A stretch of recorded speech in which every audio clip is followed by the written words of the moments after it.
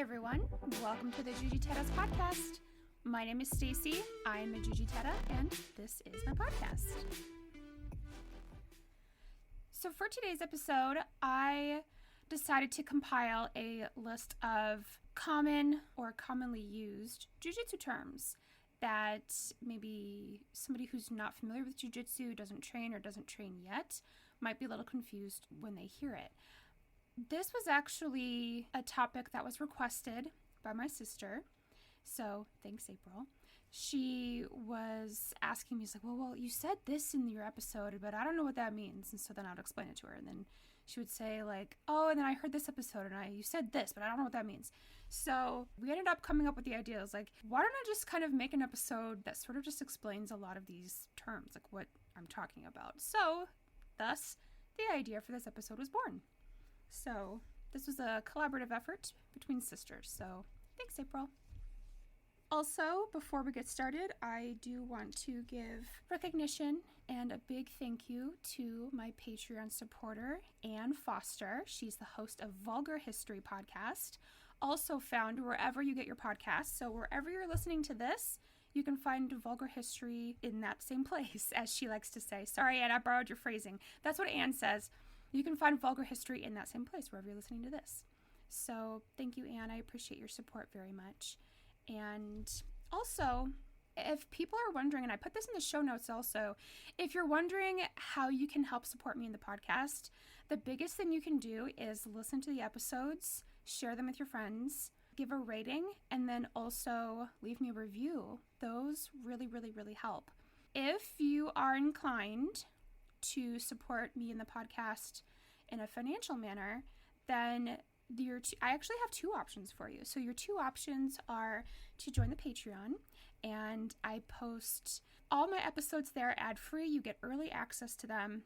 You know, I post behind the scenes posts, sneak peeks. I had a poll up there with two different topic options, and my Patreon supporter, Anne, chose this one to come up next. So if you want to have a say in some of the things that go on around here, then Patreon is a place for you.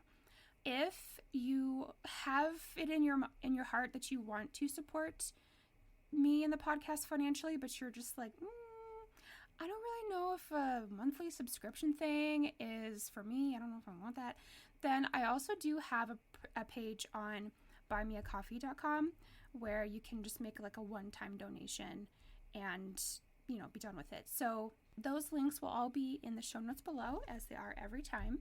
And no matter how you support the podcast, I sincerely appreciate you.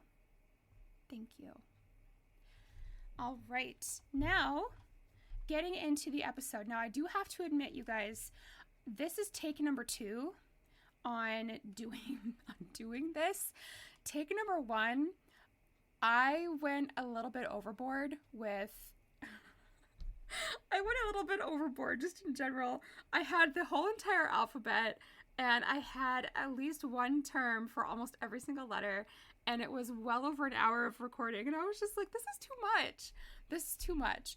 So I've decided to really pare this down to just the most commonly used terms, either referring to a position, referring to specific names of things, or phrases you might hear people saying, especially if your instructor hails from Brazil. You might hear some specific words and phrases being used. So those are the ones I've decided, those are the most important ones. That's what people are going to be talking about all the time. That's what they're going to hear. And these are probably just the ones that matter the most. And everything else you can figure out just by training or whatever. So, I had to cut it down. I was like, this is too much. Okay, so here we go. Now I still kept it in alphabetical order because that's the ordering that made the most sense to my brain. But we're not going to be here for an hour listing out every single term. All right, so here we go. Jiu Jitsu terms explained. Letter A, armbar. This is basically just a straight hyperextension of your elbow joint. Armbar, your arm is straight out and your elbow is being hyperextended. Also with letter A, Americana. This is a very commonly used technique.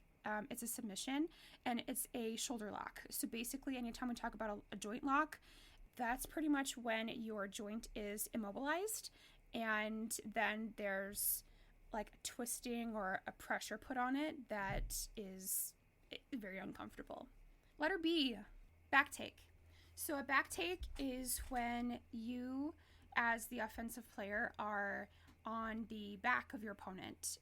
You have a proper back take when you have your feet and heels on your opponent's hips or in front of their hips, and then you have your arms wrapped around them from behind and clasped together. That's a back take. And it can look a little different depending on what position you're in, but that's the basics of it. Next, berimbolo. So a berimbolo is a very specific type of like guard, I guess, where it's you use your feet on your opponent's hips and you like spin around. It's fancy looking. It's really cool to see. If you have the flexibility to do it, it's really neat. But do you have to berimbolo? No. But you can, though. It looks cool. Okay, next for the letter B is bora. Bora. That is a word in Portuguese that basically just means like, let's go, come on, type of a thing. Okay, next. Letter C. Yeah, don't really have much for letter C, so I'm going to skip it. Letter D. Okay, so for letter D, I'm going to name some names that you might be hearing a lot. One is the de la Hiva. De la Hiva is a type of outside hook that you play in open guard. And what happens is, instead of keeping your feet on the person's hips or, putting your feet elsewhere, what you do is you circle your leg to the outside and then you pommel your foot onto the inside of their thigh while you hold on to the ankle on the bottom. So that's a de la Hiva. Next for letter D is darce, which is a type of choke. It's similar to like an anaconda choke, but instead of putting your leading arm at the neck, you put it under their arm, and then you reach through and grab your own bicep. It's a choke, basically. De la Hiva is a leg hook, and the darce is a choke. So if you're new to Jiu Jitsu and you're just like, oh my god, I don't understand this explanation, that's all right. It's fine. De la Hiva is you hook your leg on the outside of the other person's leg. A darce is a choke, and you use your arms to execute it. Okay, next, letter E. The one I have here is the Ezekiel choke. And again, this is a very specific type of choke. Usually what happens is you have one of your arms behind the person's head. I tend to try this a lot when I am mounted on somebody. That's just what I like to do. You can also get it from guard, but anyway. Okay, so you have one of your arms behind your opponent's head. That same arm that's behind the head, you use your hand to grab onto your own opposite sleeve. So let's just say if I have my left arm behind somebody's head, I'm going to use my left hand to grab into my right sleeve, and then you bring your right hand up and over and in front of their neck, and then you posture up and it crushes the throat. It's very uncomfortable. So you can also get this from like the rear. So if you have, let's just say I had my left arm in front of somebody's throat, then I would do the same technique. I would grab my right sleeve with my left hand. My left hand grabs my right sleeve, and then I would bring my right hand up and over to behind the neck and then do the same motion, and it has the same effect. That's the Ezekiel.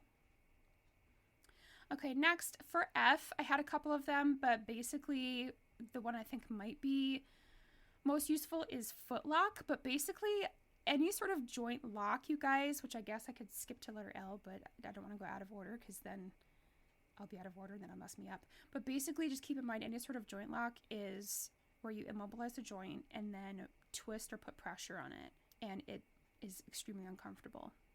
And the person will tap. If they can't roll out of it or whatever, then they will tap. It doesn't feel good. Okay, so the next, for letter G, I think the biggest one to talk about is guard. This is a position that is extremely powerful for jiu-jitsu players basically what happens in guard is if you have somebody in your guard, you are generally laying down on the ground and the person is in front of your legs somehow. So either they are in between your legs with your ankles crossed behind their back, or they're standing up and your feet are on their hips, or your feet are somewhere else in front of you, in between you and your opponent. And that's the basics of what guard is. And so then kind of offshooting that is guard passing, which is what your opponent has to do. The guard pass is basically you need to get around the person's legs and get back to the torso. So that's what that is. Okay. Next, I'm going to skip. And the last one for letter G, I'm going to say is galera. This is a word in Portuguese that basically means like you guys, y'all, or everybody, that kind of thing. So sometimes you might hear your professor combine bora and galera to be like, bora galera, you know, like, come on, you guys, that kind of thing. Okay, letter H is going to be hip escape. You might hear this a lot. Sometimes you might be hearing hip escape being referred to as shrimping, but this is a position. This is a technique you can use to escape out from under somebody. Basically, what you do is you start out like laying on the floor, you use your legs to lift your hips up off the floor, and then you use your abs to kind of push your butt out to one side away from your opponent. So this will help you to kind of create space to get away. Okay, next, letter I. I have a couple here. These are mostly abbreviations. The first one I have is ICP, which stands for Instructor Certification Program.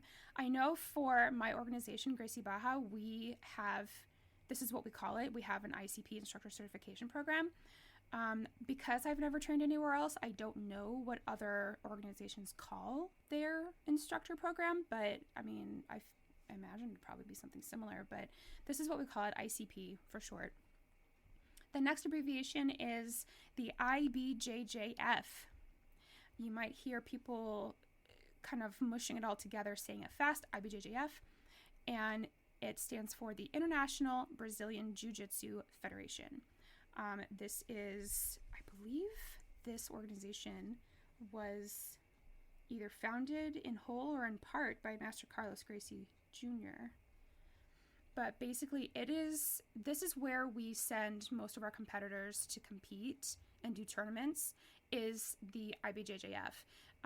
Obviously, we have our own internal tournaments that we call CompNet, but if we are going to non-internal tournaments, IBJJF is where we send them.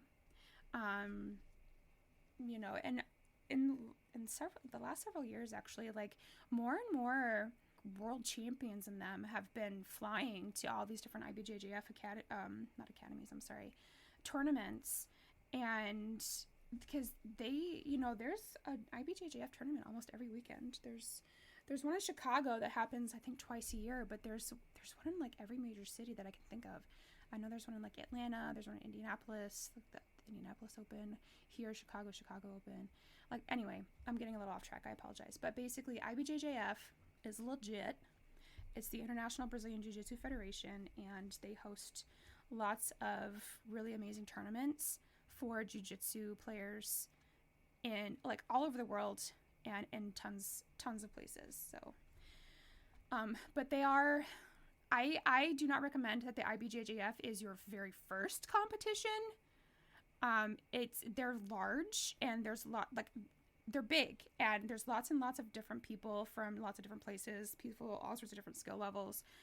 And it can get really overwhelming. So I would say if your school hosts an internal tournament, do that first as your first tournament and maybe even your second tournament, and then, you know, kind of graduate yourself to the IBJJF tournaments. Anyway, oh my gosh. Okay, moving on from letter I. I had a couple for letter J. I am going to address this one, Jiu-Jitsu. Although, to be honest with you, like, this is what I named my podcast, you guys. And I say it in the intro to every single episode. And it's in my, like, description of the podcast and everything. So hopefully you guys read that. But just in case you didn't, A jujitera is a woman who trains jujitsu. If you are not a woman, you would say jujitero. Jujitero. So jujitero, jujitera. We are people who train jujitsu. Okay, next, letter K. Oh, this is going so much faster than last time. Oh my god. Okay, letter K. So the name you might hear a lot starting with a K is kimura. So the kimura it's another shoulder lock, and it's basically kind of the inverse of the Americana, but the idea is the same. It's a shoulder lock. So the shoulder is immobilized, and then there's like a twisting or pressuring motion put onto the shoulder that is extremely uncomfortable, and then it makes people tap. Next for letter K is a position called neon belly. This is exactly what it sounds like.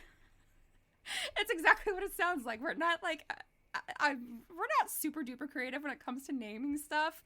Like, we either call it what it is or we name it after the person who made it popular. So it's, it's when you have your knee on somebody's belly.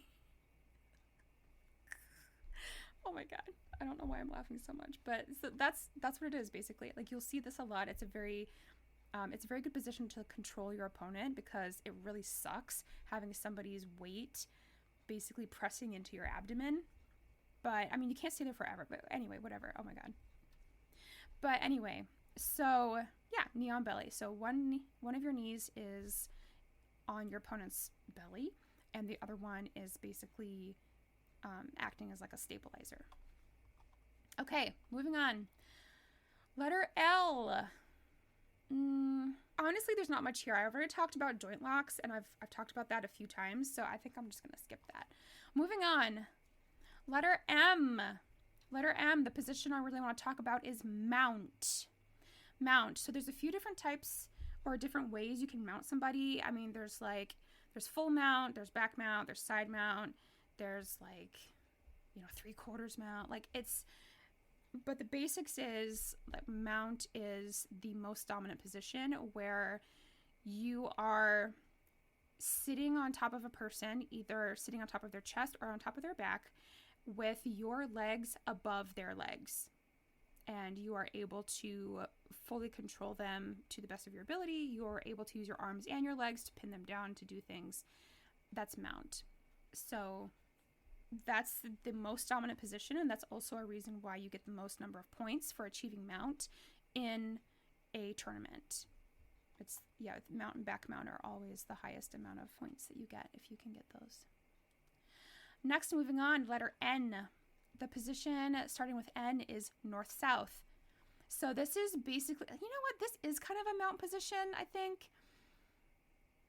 Kind of, yeah. So basically what happens north-south is one partner is laying on their back with their face facing towards the ceiling. The other partner is laying kind of on their stomach, but like chest to chest with their partner, with their head facing towards their partner's legs. Now the person on top is the offensive player, and their legs will be sprawled out behind them, and they would be using their arms to get grips, probably trying to go for some sort of choke or set something up. And meanwhile, they're maintaining chest-to-chest pressure on the bottom player who's playing defense. And that's north-south. I mean, again, we're not creative with our names, you guys. You can figure out why we called it north-south. Oh my gosh. Okay. There's a couple for letter O. So moving on to letter O. There's a couple of names and then positions that I think are really commonly heard. So one of them is the omoplata, or omoplata, I guess, for if you're American. But so basically, omoplata, the easiest way I can think of to describe this is it's basically a Kimura shoulder lock, just instead of executed by the arms, you're using your legs instead. It's a shoulder lock, basically. So, omoplata. Next is the osotogari. This is a really popular takedown throw used in judo, but we also use it as well because, if you're not sure, if you didn't know this already, so in Jiu Jitsu, our match doesn't really like start until after we get to the ground. Like we start standing, but you have to take your opponent down first, and then you do your jiu-jitsu. So we also practice elements of judo, and one of the things we practice is the osotogari. And the last one for letter O is os. So I need to tell you guys this story, I guess. When I first started jiu-jitsu, I actually literally looked up on Google Translate like what os stood for, and obviously there was like nothing there. And I was like, I don't know what this means, but okay. Because, I was like, well, from context clues, people seem to be really friendly when they say it. It seems to be like their tone is very like open and encouraging and stuff. And I was like, okay, it's like a friendly thing that we say before or after, usually after, or like before we begin a drilling session or whatever. And people would just be like, oh, kind of like a, yeah, okay, let's go type of agreement or whatever. Or even after class, it would be more like a, hey, good job, good to see you type of vibe, And that's just kind of how I took it as. But for this episode, what I wanted to do was I was like, okay, I really need to figure out what exactly this means. Like, where did this come from? So I asked my very good friend Google about the term os, and what Google told me was that os actually is a term that originated in Japanese, which if you think about it makes sense because Brazilian Jiu-Jitsu developed out of Japanese Jiu-Jitsu. But anyway, okay. Also, my good friend Google told me that the OSS in os stands for one of two different phrases, either onegai shimasu, which I guess translates out of Japanese into English as please, if you will. And it's said when you are inviting somebody to start a sparring match, which, I mean, makes sense based on my personal experience. That's how we used it. Or the second phrase it can stand for oshi shinobu, which translates into English as persevering when pushed, and is supposed to symbolize that we recognize in each other that we have to persevere through uncomfortable things, which makes sense if you say that after we've just done a tough class. We look at each other all sweaty and tired and kind of looking like, meh, and then we say, os, like, I see you, I recognize you. That actually makes a lot of sense. So there you go, os. It doesn't have a direct translation. There's no easy way to explain what it means, but that's the vibe. So if you hear people saying os, just, bask in the knowledge that you know what it means, and you can say os back with confidence. Okay, so next, letter P. Getting close to the end here, guys. Gotta take a sip of water. Okay. Letter P. Really, there's not a whole lot here. I do have professor. Now, I'm talking about this because this is important. This is a level of honor and respect to a person. Basically, a professor is a person who has achieved the rank of black belt in Jiu-Jitsu. This is a very high honor. Okay, it's a very high honor since, it's just really difficult to get a black belt in Jiu-Jitsu. I think I've talked about this in some of the interviews I've done. Now, I've also done several interviews already preparing for season 2, and I think we've talked about this, is that it takes on average, you guys, 10 years to get a black belt in Jiu-Jitsu. That's just the average. Some people, it takes a few fewer years, and some people it takes more years than that. But it's the average is around 10. It takes you about a decade of training before you achieve a black belt. So if you've achieved a black belt in Brazilian Jiu-Jitsu, you should always be addressed as professor. It's an honor and respect type of thing, and it'd be like going to university for 10 years and earning your doctorate, and then everybody just refuses to call you doctor. It's like, I worked for 10 years for that. Can I please have the honor of being called doctor? It's the same thing, professor. It's like, you worked for probably around 10 years for that. Give this person the honor of calling them professor. Okay, moving on. There's actually nothing for letter Q. If y'all know any sort of technique names starting with Q, positional names starting with Q, anything like that starting with Q, please let me know and I can make an addendum to this, but I didn't have anything, so skipping. Letter R. The only thing I had here was rash guard. I'll just explain it real quick. If you don't know what the rash guard is, that's basically like the workout shirt we wear underneath our gi. It obviously has the logos of our academy on it, and it's a slightly different than a spandexy workout shirt. I don't know what material it's made out of, but it's kind of how it feels, and it's literally there to protect our skin. It wicks moisture away, and it really does protect your skin from getting blisters and rashes from being rubbed by the gis and stuff like that. For letter S, I think the ones that people are going to hear the most, the first one is probably spar. You might hear the word spar, sparring, set sparring, live sparring. So basically, any sort of sparring is a jiu-jitsu match between teammates that's used for practice. You can adjust the intensity if your partner says, hey, I'm really working on trying to stay active. I have a competition coming up. Like, can we kind of simulate more of a competition type of style? Then, you guys can agree on that. If you're like, what, I'm like really tired. I'm like really sore. I really don't want to be very intense. Can we just kind of like just flow roll and just chill for a little bit? Then you guys can agree on that. It's really just more like you guys are you start the match and you allow it to evolve naturally. That's live sparring, by the way. You start your match and you allow it to evolve naturally, and just kind of like see what happens. Be like, oh, I'm in this position now. Let me get out of here. Like, oh, let me see if I can get that position. That's just kind of how it is. So sparring. If it's set sparring, because I talked about live sparring, but if it's set sparring, then you are practicing one specific position. So there's an offensive and a defensive player. The offensive player obviously tries to go for submission of some sort, keep their position, and the defensive player obviously is trying to get out. So, and then you guys just see who does what and you reset. What's next? Oh, there's lots for letter S. I forgot about this. But I'm going to skip a whole bunch of them. But the one that I used, I think, in one of my first episodes, first or second, I think, that my sister actually was wondering about is she's like, what did you mean when you said that? I had said this phrase, smash and pass. I don't know if other people use this. Maybe I heard it somewhere. But basically, this is what I call it when people who have some experience, they just kind of beat the crap out of beginners who have no experience.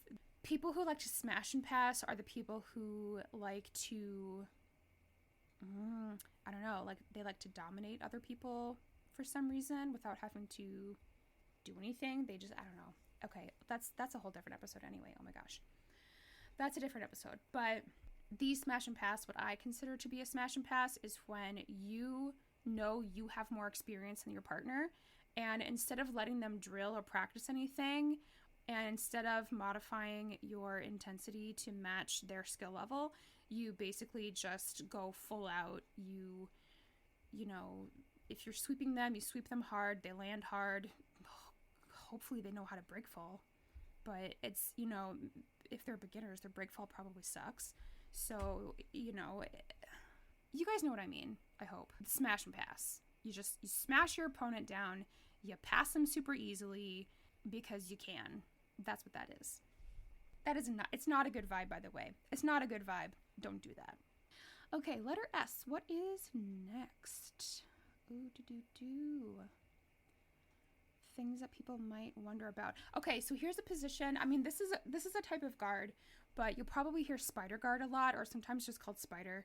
Spider guard is a specific style of open guard where the bottom player, who's really the offensive player, the bottom player will place, instead of placing their feet on the hips of their opponent, they actually place their feet on the inside crook of their elbow, like your opponent's elbow. So you're laying on the floor on your back, you're holding onto your opponent's sleeves, and your feet are being placed on the inside crooks of their elbows, and you control them that way. That's called spider guard. Okay, I'm gonna skip all the rest of these terms I have. You'll figure it out when you start training. Okay, letter T is next. So I think the ones I want to address in letter T are the positions that start with letter T. So the first one is triangle. So a triangle is a triangle choke. Typically is executed by the legs, where one of your legs is over somebody's neck and their own arm is stretched across their neck and body, and they get choked in that manner by your leg and their arm squeezing the sides of their neck. You could also do an arm triangle in the same manner, where one of your arms is around one side of your opponent's neck, and then their arm, like the thing with the triangle is like you're using one of their own arms to help choke them. Their arm is stretched over the other side of their neck, and then you apply pressure, and it squeezes the sides of their neck for a blood choke. So triangle. Next position, starting with T, is turtle. So the best way I can describe this is that this is a position where the bottom player is on their elbows and knees, and they pull their knees in as close to their chest as possible. Some people kind of hunch over on their elbows. Some people will cross their arms over in front of their neck and kind of hunch their shoulders to try to avoid any chokes. But then in doing that, they don't have posts, so that their shoulders are kind of on the mat. But basically, yeah, so it's turtle, like you turtle up. So you kind of look like a little turtle in his little shell. Again, like, we're not creative with these names, you guys. We're not creative with names. Oh my gosh. Okay, moving on. Letter U. We're almost to the end of the alphabet. So there's two names here that I just want to kind of briefly explain. So one that you might hear a lot is uchikomi or uchikomis. This comes out of Japanese, and it basically refers to I think it translates to like preparation, but we basically use this to describe the drilling that we do to prepare for takedowns.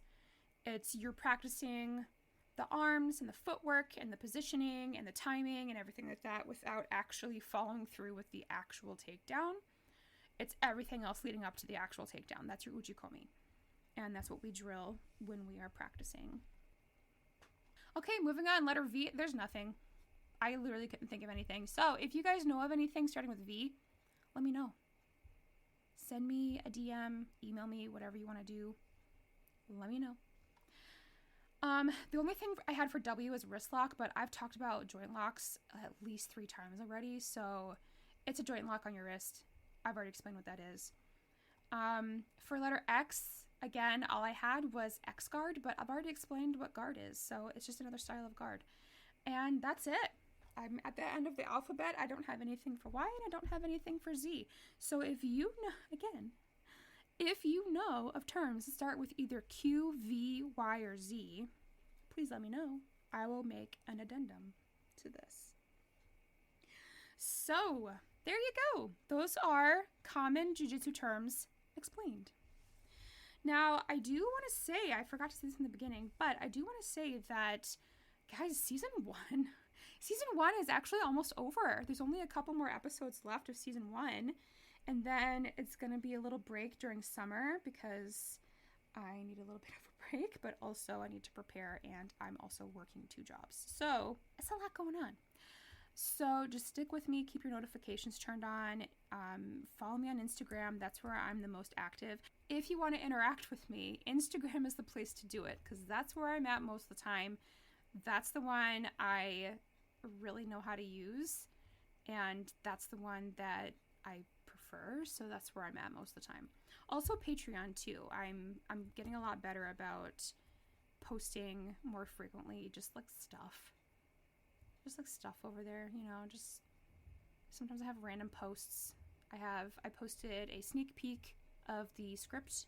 Well, I mean, it's kind of a script. It's more like a notes page. I posted a sneak peek of the notes page there for Patreon, for patrons, so you guys could kind of see what I was up to. So anyway, yeah, if you want to keep tabs with me, Instagram is the best way to do it. Instagram or Patreon, that's where you can find me. If you have something you need to tell me for any reason, send me a message. Again, DM me on Instagram, you guys, or email me. I've got my email address in the show notes all the time.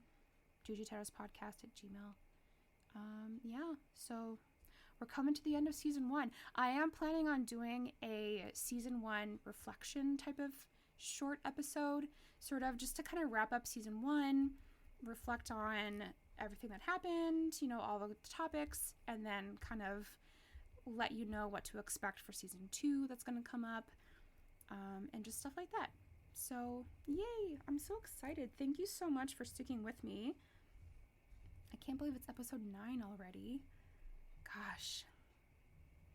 I think I had dreamed about this. This was the goal always, when I was thinking about this podcast and starting it and everything, and I had my whole list of ideas that I wanted to talk about. And now that it's actually coming to fruition, sometimes I kind of have to step back and just be like, oh my gosh, wow, man, time sure does fly. Anyway, I better stop this now before I get too sentimental. So I just want to say one more time, if you're listening to this, I appreciate you. Thank you for listening. And I will see you in the next one. Thank you so much for listening to this episode. If you liked what you heard, please subscribe to this podcast, give it a rating, and leave me a review. If you have any questions for me, or if there's something you want me to talk about, then DM me on Instagram at jujitedaspodcast, or email me at jujitedaspodcast@gmail.com. These will all be linked in the show notes below. See you next time.